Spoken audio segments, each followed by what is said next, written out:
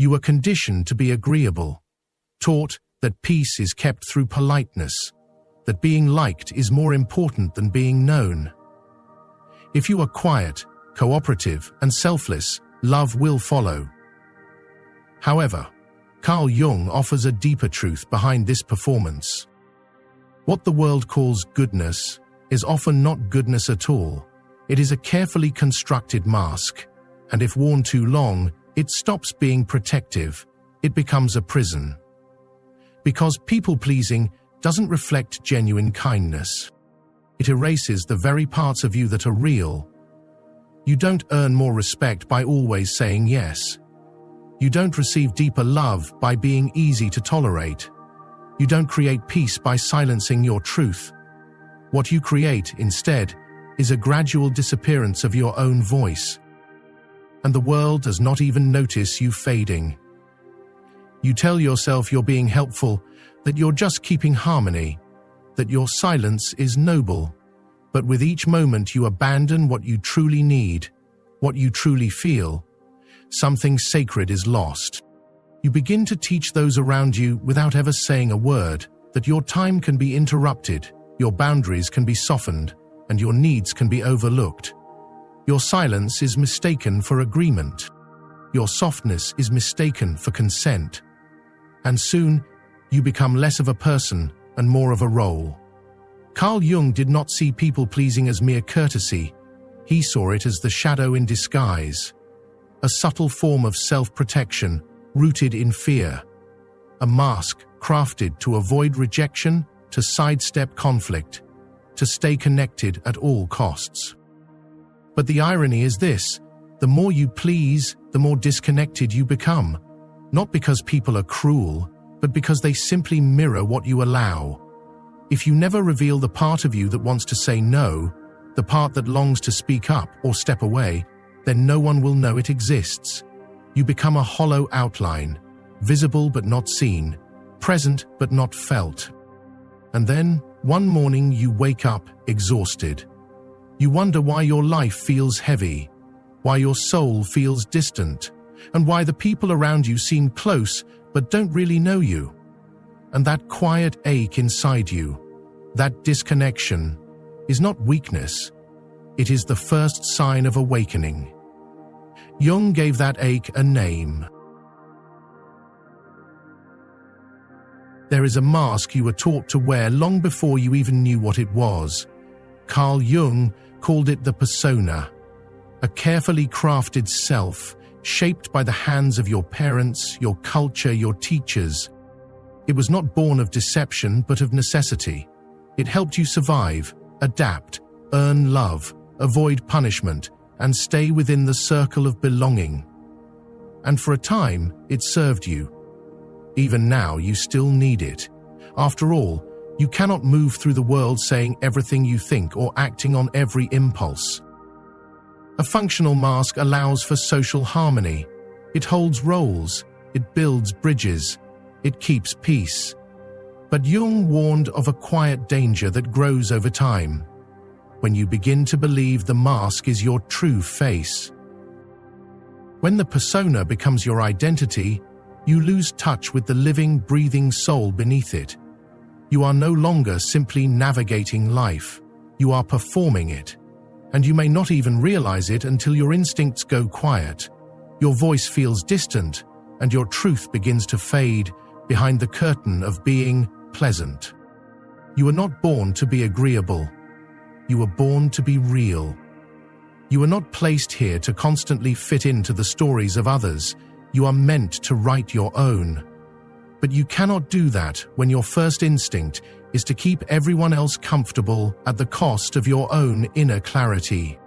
This is the trap that people-pleasers fall into, and often they do not realize it until the emptiness becomes unbearable. Every time you avoid saying no, you quietly consent to erasing yourself. It may seem like the price of peace, but the real cost is resentment. You think staying quiet keeps you kind, but silence, when drenched in hidden frustration, is not kindness. It is self-abandonment. You think saying no is selfish, But staying silent while secretly hoping others will read your mind only breeds disconnection. You think making people happy is noble, but real nobility is clarity, the kind that tells the truth, sets the line, and makes you visible. Jung understood that anything you repress does not disappear, it distorts.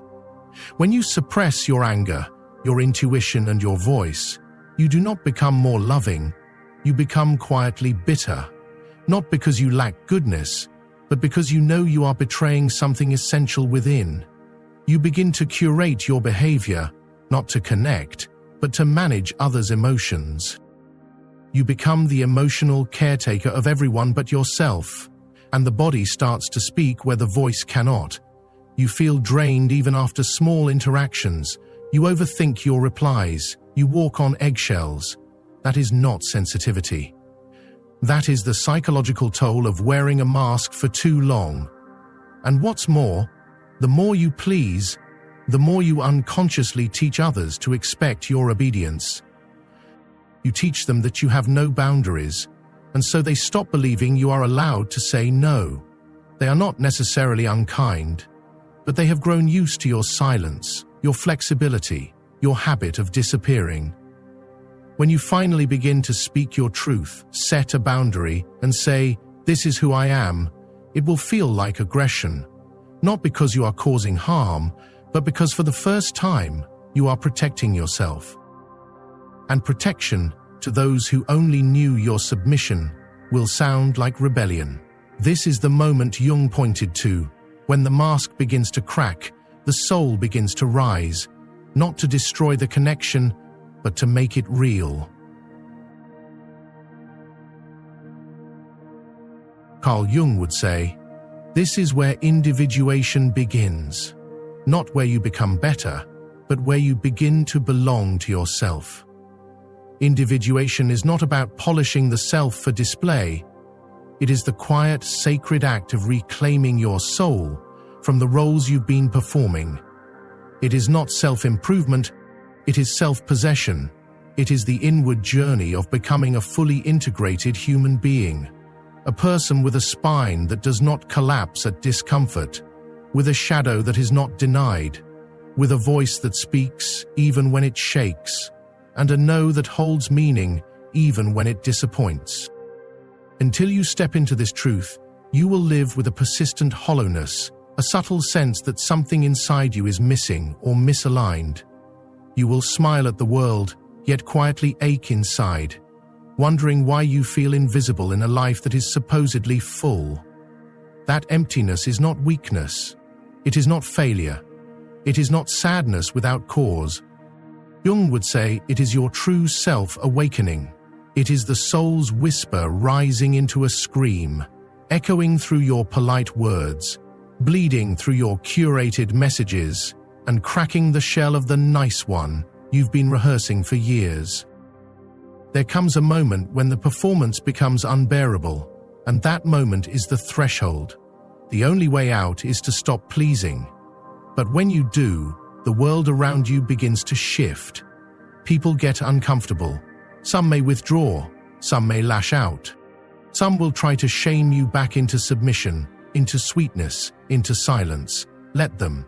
Their discomfort is not your failure. It is simply the cost of truth. This is not cruelty, it is clarity. You are not here to be agreeable at the expense of your essence. You are here to be whole. You are here to speak what aches to be spoken, to draw boundaries that others may not like, but that protect the deepest parts of your being. You are here to walk away when necessary from those who only loved the version of you they could control. This is not rebellion, it is not selfishness. Jung would call it awakening. It is your return to yourself. Now we begin to explore the deeper psychology of this awakening. Why is it that so many of us fall into the trap of people-pleasing? Why does it feel safer to be liked than to be real? Jung believed it begins in childhood, where the need for acceptance overrides authenticity, where survival depends on being good, where silence becomes a strategy to stay safe, and over time, that strategy hardens into identity. But Jung never referred to it as simply people-pleasing. He named it for what it truly is, a betrayal of the self. Because you were not born this way. You didn't come into this world hoping to be approved of. You didn't enter with a need to perform, to nod when you disagreed, to shrink when your truth wanted to rise. You were shaped into this role, trained, molded, conditioned. And the most painful part of all is what you came to believe, that this role was love, that your silence made you wise, that sacrificing your needs made you noble, that suppressing your emotions made you strong. But the truth is much harder to swallow. It didn't make you stronger, it made you vanish. And the version of you that people adore, depend on, applaud, it may be impressive, but it is not fully you. It is your persona, and it is time to step beyond it. Carl Jung taught that the persona is not a lie, it is a necessary adaptation, a social mask we begin to wear as children to survive the world's expectations. It is not fake, it is functional. You wear it to navigate classrooms, family dinners, workplaces, and relationships. It helps you belong, it helps you pass, it helps you avoid pain. But the danger lies not in wearing the mask, but in forgetting that you are not the mask. When you no longer know where it ends and where you begin, you lose touch with something sacred, your authenticity. This is where the soul begins to ache. For chronic people-pleasers, this confusion has become a quiet way of life. They do not know they are disappearing. They only know they feel tired, misunderstood, disconnected from something they cannot name. Somewhere along the way, often in early years, they learned that honesty came with consequences, that showing frustration led to rejection, that asking for something made them selfish. So they began to hide the parts that made others uncomfortable. They smiled when their heart were heavy. They said yes when their spirit cried no. They shrank so others could feel tall. They performed love rather than lived it. They learned that love was not unconditional. It had to be earned. And so, over time, the mask stopped being a tool and became their identity. Most modern advice tells us to speak up, set boundaries, and practice self-care. But Jung went deeper. He saw that people-pleasing is not simply a behavior to unlearn. It is a fracture in the soul, because when you abandon your real self over and over again, something deeper than your voice goes quiet. You begin to lose your identity, and eventually the questions rise like smoke from something long burning. Who am I without this role? Will they still love me if I stop giving? Will anyone stay if I finally speak the truth? These are not casual fears, they are existential. For many, being liked once felt like survival, and now, liking yourself feels like a risk. But every time you choose comfort over truth, approval over integrity, you give away a small piece of yourself. You become a person that others rely on but no one truly knows. And this is the quiet tragedy most people never speak aloud. That the people-pleaser may be loved, praised, even celebrated, yet never truly seen. Because the version others admire, the agreeable one, the reliable one, the endlessly giving one, is not the whole you. It is the mask you were forced to wear. And what happens when that mask begins to crack? When are you too tired to pretend? When your soul whispers, "No more"? Suddenly, the love that once surrounded you begins to feel distant. Some steps away. Some accuse you of being selfish. Some say you've changed. And they are right, you have, but not into someone worse, into someone real. Jung would say, "Go," because this is where your real life begins. The beginning of individuation, not the pursuit of perfection, but the return to wholeness. It is the path of integration, the reclaiming of the pieces you once buried, your anger, your clarity, your boundaries, your voice, your truth. To individuate is to say, Yes, I care about others, but I care about myself too. Yes, I want peace, but not at the cost of my truth. Yes, I love you, but I will not abandon myself to keep you. This is not rebellion, it is maturity. And if someone cannot honor that wholeness, let them go with grace, because the self does not emerge through being liked. It emerges through standing in the fire of discomfort, confronting those who only loved your silence, and risking rejection in the name of something more sacred, truth. And here is the twist no one expects.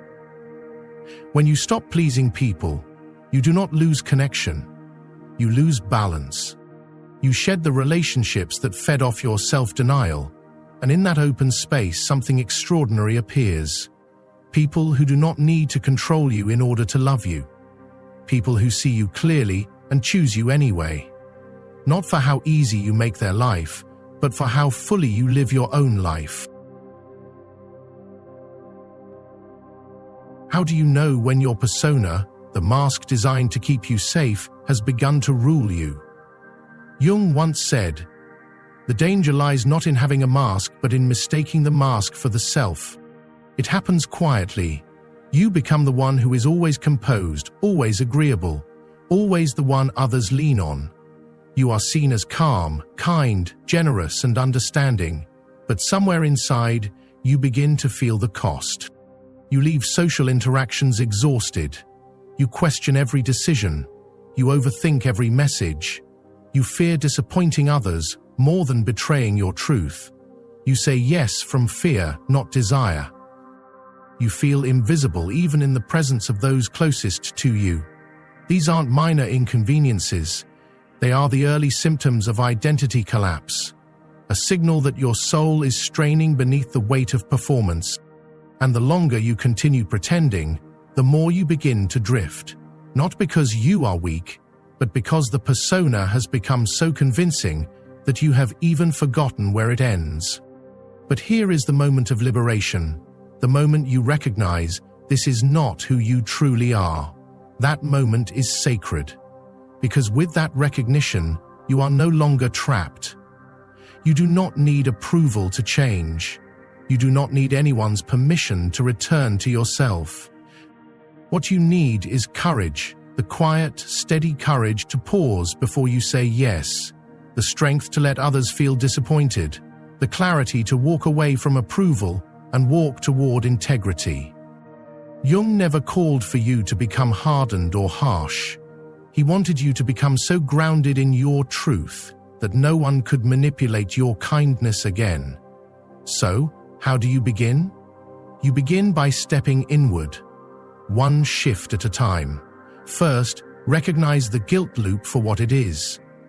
When you stop pleasing people, guilt will surface.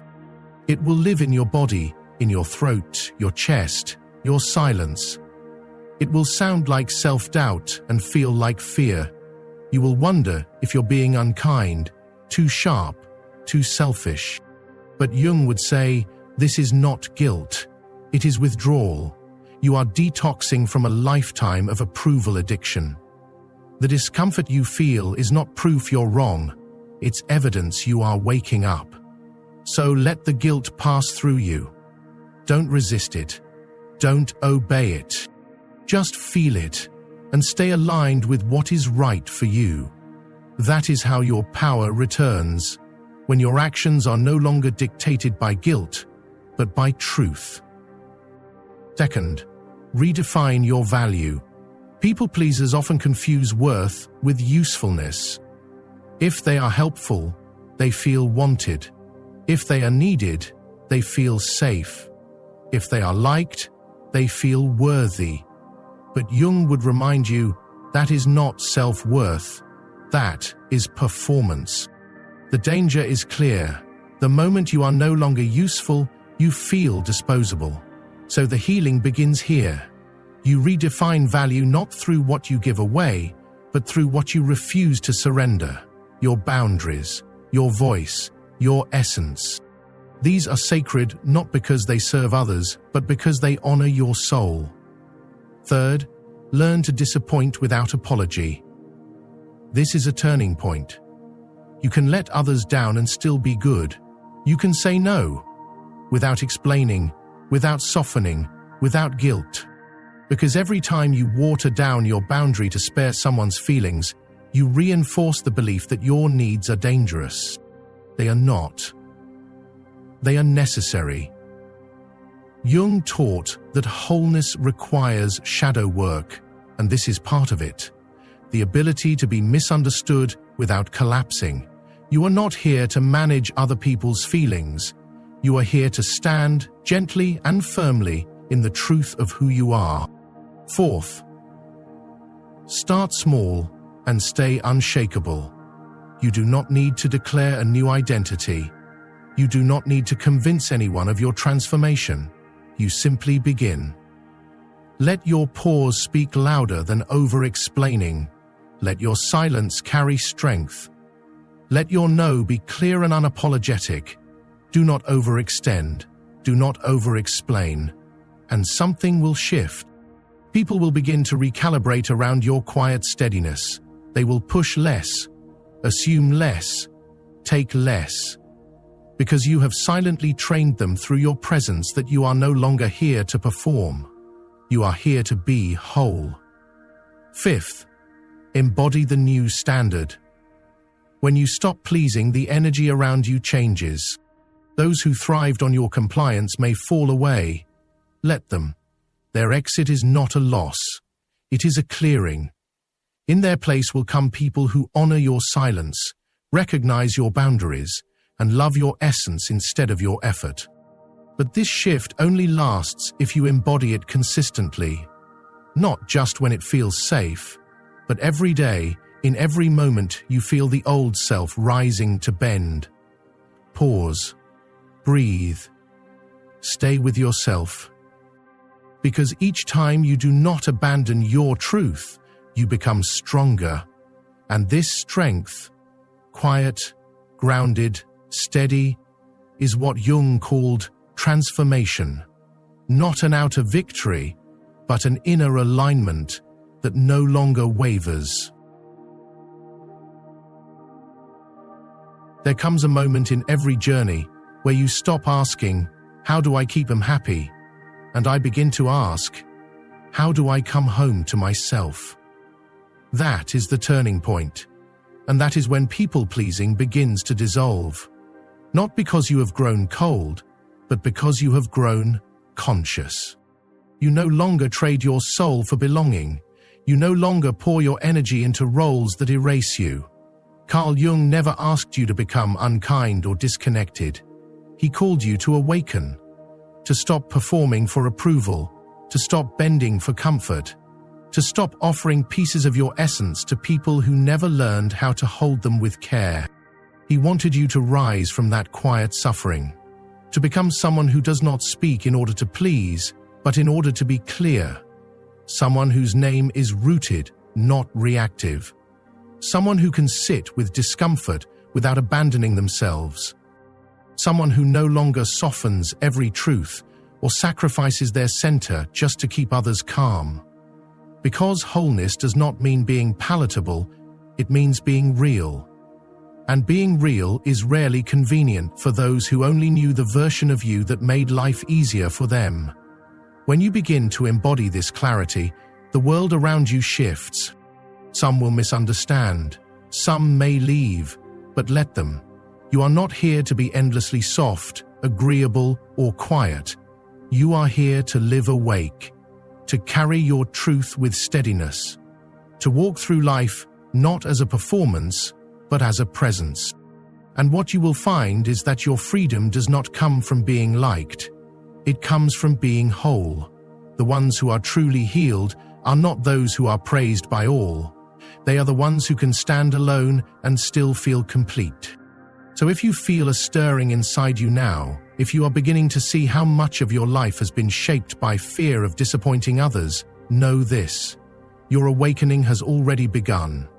And from this point forward, every time you choose truth over approval, silence over explanation, presence over performance, you take a step toward the life that is truly yours. You do not lose yourself by disappointing others. You lose yourself by abandoning the truth of who you are. And when you finally stop bleeding your soul out just to be liked, something beautiful begins to rise from within. You stop feeling hollow. You stop searching for yourself in the eyes of others.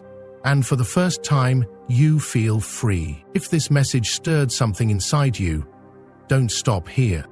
The next video will take you even deeper into the journey of healing, growth, and self-discovery. It might just be the breakthrough your soul has been waiting for. Tap into it now. Hit subscribe, turn on notifications, and join a community committed to truth, transformation, and real inner change. You're not alone on this path. I'll meet you in the next video, where we continue becoming who we were always meant to be.